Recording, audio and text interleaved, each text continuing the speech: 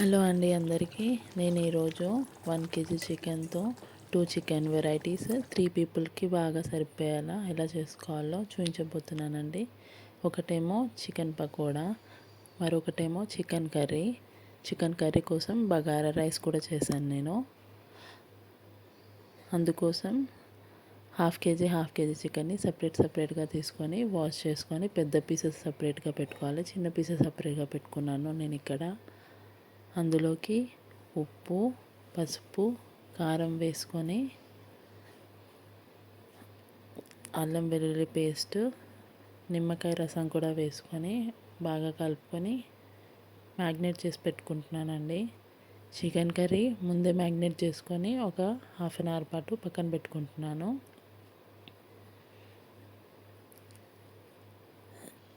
పెద్ద పీసెస్ ఏమో చికెన్ కర్రీకి అండి, చిన్న పీసెస్ ఏమో చికెన్ పకోడాకి.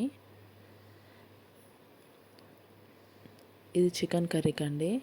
చికెన్ కర్రీకి బాగా కలిపేసుకొని ఒక హాఫ్ అన్ అవర్ పక్కన పెట్టుకున్న తర్వాత కర్రీ ప్రిపేర్ చేసుకుందాము.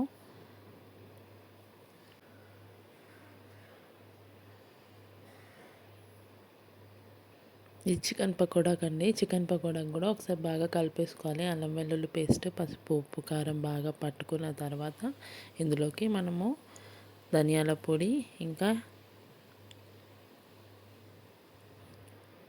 కార్న్ఫ్లోర్ ఏమో 3 టేబుల్ స్పూన్స్ వేస్తున్నాను నేను ఇక్కడ.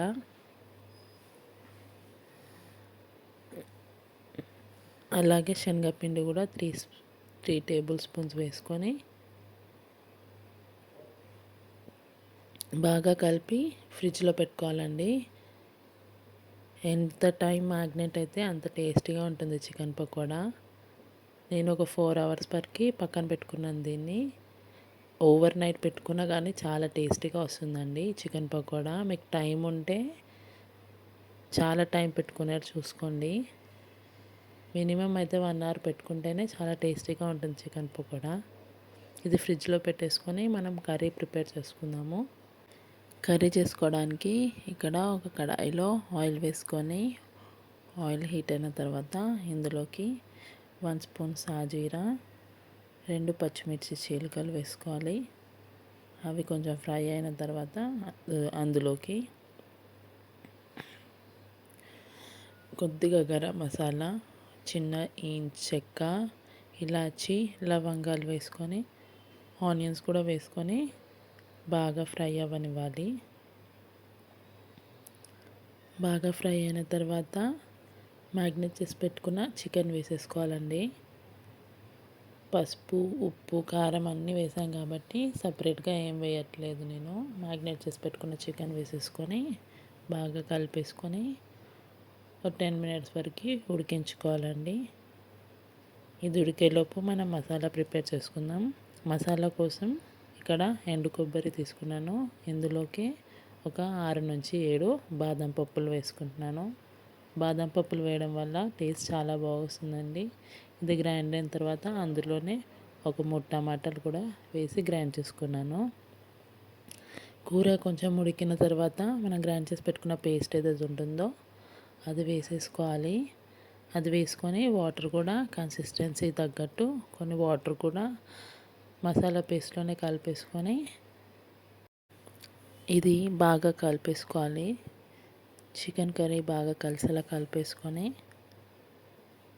కొద్దిగా చికెన్ మసాలా కూడా యాడ్ చేసుకోవాలి.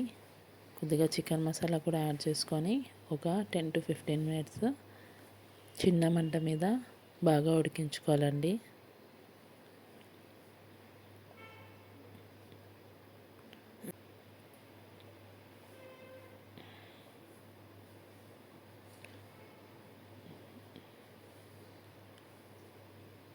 టెన్ 15 మినిట్స్ తర్వాత బాగా ఉడికిపోతుందండి చికెన్. గ్రేవీ కూడా చాలా బాగా వస్తుంది. దింపే ముందు లాస్ట్లో కొద్దిగా కొత్తిమీర, పుదీనా కూడా వేసుకొని ఒకసారి కలిపేసుకొని దింపేసుకోవడమే. చికెన్ కర్రీ రెడీ అయిపోతుంది.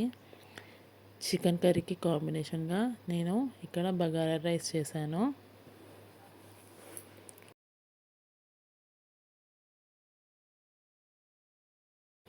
ఇప్పుడు మనం చికెన్ పకోడా ప్రాసెస్ చూసామండి. ఇది 5 అవర్స్ పాటు నేను ఫ్రిడ్జ్లో పెట్టుకున్నాను. దీంట్లోనే ఫ్రై చేసుకునే ముందు కొద్దిగా చికెన్ మసాలా, కొద్దిగా గరం మసాలా వేసుకొని ఒకసారి బాగా కలిపేసుకున్న తర్వాత ఇందులోనే ఫుడ్ కలర్ వేస్తున్నాను. 2 చిటికెలు ఫుడ్ కలర్, కొద్దిగా వాటర్ వేసి ఫుడ్ కలర్ కలిసే వరకు బాగా కలిపేసుకోవాలి చికెన్ని.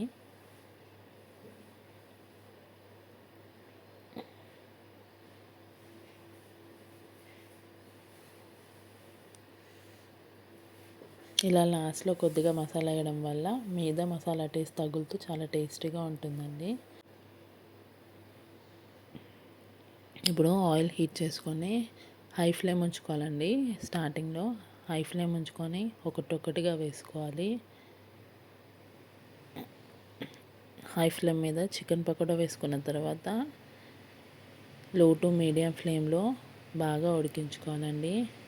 చిన్న మంట మీద ఉడికించుకుంటేనే చికెన్ అనేది లోపల వరకే ఉడుకుతుంది. టేస్ట్ చాలా బాగా వస్తుంది మాడిపోకుండా. పెద్ద మంట పెట్టుకుంటే త్వరగా మాడిపోతాయండి, లోపల వరకే ఉడకవు.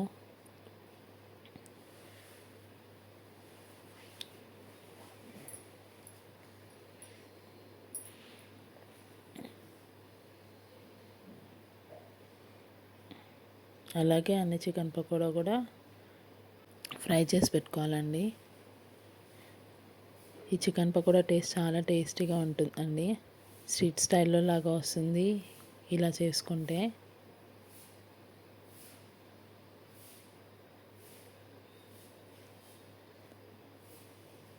ఇవన్నీ బాగా ఫ్రై అయిన తర్వాత ఇక్కడ నేను కొద్దిగా పచ్చిమిరపకాయలు కూడా ఫ్రై చేసుకుంటున్నాను. ఇవి మధ్య మధ్యలోకి తింటూ ఉంటే చాలా టేస్టీగా ఉంటాయండి.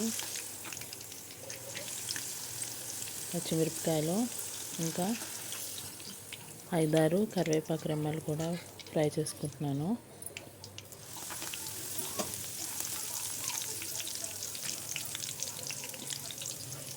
చికెన్ పకోడాలో కరివేపాకు చాలా టేస్టీగా ఉంటుందండి. ఇంకొద్దిగా ఎక్కువ వేస్తున్నాను.